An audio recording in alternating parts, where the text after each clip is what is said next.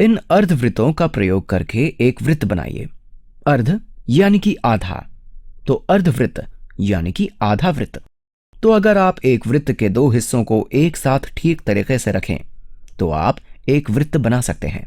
परंतु हम ये किस प्रकार कर सकते हैं? तो इस पहले विकल्प में ये दोनों आकार अर्धवृत्त ना होकर के एक वृत्त के तीसरे भाग के बराबर है, और इसके साथ साथ ये दोनों आकार मिलकर पूरा वृत्त भी नहीं बना रहे हैं, तो ये विकल्प सही नहीं है।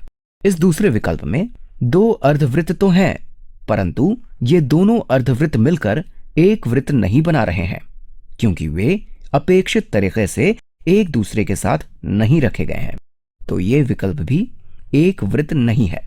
परंतु इस तीसरे विकल्प में दो अर्धवृत्त बिल्कुल अपेक्षित तरीके से रखे गए हैं, यानी कि कुछ इस तरह से साथ में जोड़े गए हैं कि उन्हें मिलाकर एक पूर्ण वृत्त बन जाए। इसका मतलब यह हुआ कि इन तीनों विकल्पों में से यह तीसरा विकल्प वृत्त बना सकता है, और देखिए यह विकल्प सही भी है। चलिए और उदाहरण करते हैं। इन छोटे त्रिभुजों का प्रयोग कर एक बड़ा त्रिभुज बनाइए। चलिए इस पहले विकल्प में दो छोटे त्रिभुजों का प्रयोग करके जो आकार बनाया गया है वो त्रिभुज नहीं है, अपितु एक चतुर्भुज है। इस दूसरे विकल्प में दो छोटे त्रिभुजों से एक बड़ा त्रिभुज बना है, क्योंकि इस नए आकार की तीन भुजाएं हैं, 1, 2, 3। इस तीसरे विकल्प में दो छोटे त्रिभुजों का प्रयोग करके एक वर्ग बनाया गया है, परंतु हमें तो एक बड़ा त्रिभुज बनाना था। इसका अर्थ हुआ कि यह दूसरा विकल्प ही सही है। चलिए कुछ और उदाहरण करते हैं।